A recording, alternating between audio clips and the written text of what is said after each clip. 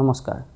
পুৰাণত কোৱা হয় দেৱতা আৰু অসুৰৰ মাজত হোৱা সমুদ্ৰ মন্থনৰ পৰা ওলাইছিল অমৃত বিষ আৰু বহু মূল্যৱান সম্পদ। ঠিক সেই ঐতিহাসিক নামটোকেই আধুনিক ৰূপ দি ভাৰত চৰকাৰে আৰম্ভ কৰিছে এক বৃহৎ ৰাষ্ট্ৰীয় অভিযান। সেইটো হ'ল সমুদ্ৰ মন্থন। কিন্তু এইবাৰ সমুদ্ৰ মন্থন পুৰাণৰ কাহিনী নহয়, এইবাৰ মন্থন হ'ব বিজ্ঞান, প্ৰযুক্তি আৰু অনুসন্ধানৰ জৰিয়তে। মুঠ প্ৰায় ৮৪,০০০ কোটি টকা ব্যয় কৰি ভাৰত চৰকাৰে সমুদ্ৰৰ গভীৰতাত তেল, প্ৰাকৃতিক গেছ আৰু অন্যান্য মূল্যৱান খনিজ সম্পদ বিচাৰিবলৈ ওলাইছে। এতিয়া প্ৰশ্ন হৈছে সেই সিদ্ধান্ত কিয়? এনে এটা সময়ত যেতিয়া পশ্চিম এছিয়াত উত্তেজনা বৃদ্ধি পাইছে, আমেৰিকা আৰু ইৰাণৰ মাজৰ সংঘাতৰ আশংকা অব্যাহত আছে আৰু হৰমুজ ষ্ট্ৰেইটৰ দৰে গুৰুত্বপূৰ্ণ সামুদ্ৰিক পথ অনিশ্চয়তাৰ মাজত আছে। বিশ্বজুৰি কেঁচা তেলৰ যোগান আৰু মূল্য দুয়োটাই চাপৰ সন্মুখীন হৈছে। এই পৰিস্থিতিত ভাৰত চৰকাৰৰ এই সিদ্ধান্ত কেৱল এটা অনুসন্ধান অভিযান নে ভৱিষ্যতৰ জ্বলানি সুৰক্ষাৰ বাবে এক কৌশলগত পদক্ষেপ? আজি আমি সেই বিষয়টো বিশদভাৱে বুজি ল'ম।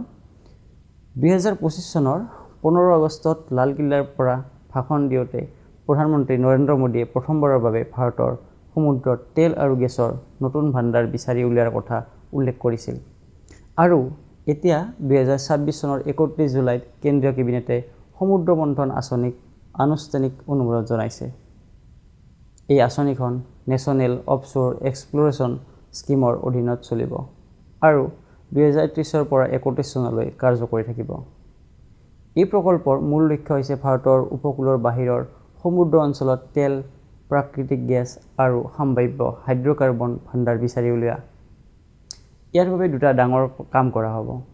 প্ৰথমটো হৈছে ছেইস্মিক ডাটা একুইজিশ্যন, অৰ্থাৎ সমুদ্ৰৰ তলৰ ভূগঠন বিজ্ঞানসন্মতভাৱে অধ্যয়ন কৰি সম্ভাৱ্য তেল গেছ থকা অঞ্চল চিনাক্ত কৰা।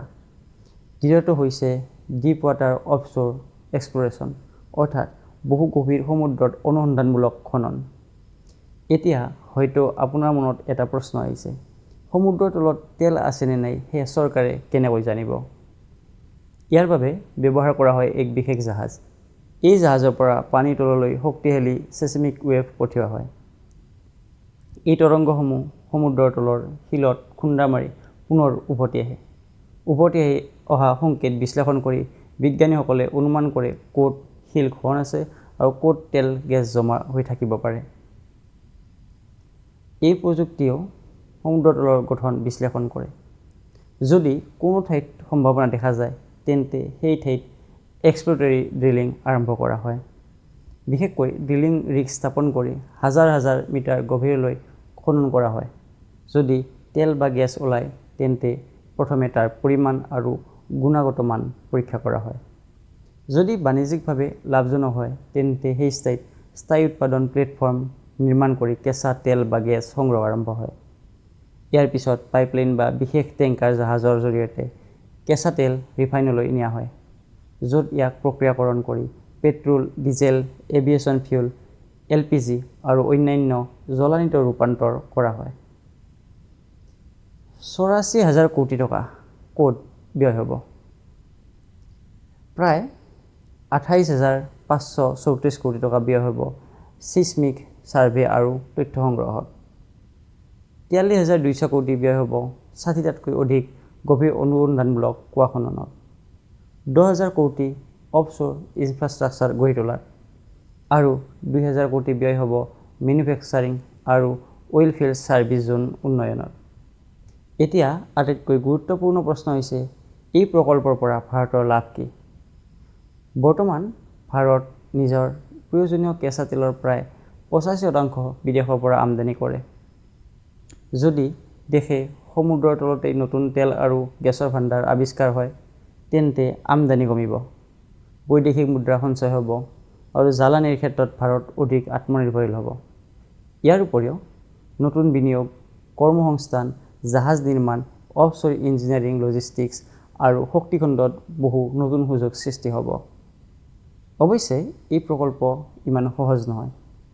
গভীৰ সমুদ্ৰত অনুসন্ধান অত্যন্ত ব্যয়বহুল। বহু ক্ষেত্ৰত কোটি কোটি টকা খৰচ কৰিও বাণিজ্যিকভাৱে ব্যৱহাৰযোগ্য তেল বা গেছ নাপাবও পাৰে। সেয়েহে এই অভিযানত আৰ্থিক বিপদ আৰু বৈজ্ঞানিক অনিশ্চয়তা দুয়োটাই আছে। কিন্তু বহু ভূতাত্ত্বিক বিশেষজ্ঞৰ মতে ভাৰতৰ উপকূলীয় অঞ্চলত এতিয়াও বহু সাম্ভাব্য হাইড্ৰ'কাৰ্বন ভাণ্ডাৰ সঠিকভাৱে অনুসন্ধান কৰা হোৱা নাই। সেয়ে চৰকাৰে বিশ্বাস কৰে যে এই বিনিয়োগ ভৱিষ্যতৰ বাবে অত্যন্ত গুৰুত্বপূৰ্ণ, বিশেষকৈ এনে এটা সময়ত যেতিয়া বিশ্বৰ বজাৰত তেল যোগানক লৈ অনিশ্চয়তা বৃদ্ধি পাইছে। তেতিয়া নিজৰ সম্পদ বিচাৰি উলিওৱাটো কৌশলগতভাৱে সঠিক পদক্ষেপ বুলি ধৰা হৈছে। মুঠতে ক'বলৈ গ'লে সমুদ্ৰ মন্থন কেৱল এখন চৰকাৰী আঁচনি নহয়, ই হৈছে ভাৰতক জ্বলানি ক্ষেত্ৰত অধিক আত্মনিৰ্ভৰশীল কৰাৰ এক বৃহৎ প্ৰয়াস। সফল হ'লে ই ভাৰতৰ আমদানি ব্যয় কমাব, শক্তি সুৰক্ষা বৃদ্ধি কৰিব আৰু অৰ্থনীতিৰ বাবে এক নতুন দিশ মুকলি কৰিব পাৰে। এতিয়া চাবলগীয়া বিষয় এটাই, সমুদ্ৰৰ গভীৰতাত ভাৰতৰ ভৱিষ্যত সঁচাকৈ লুকাই আছে নেকি?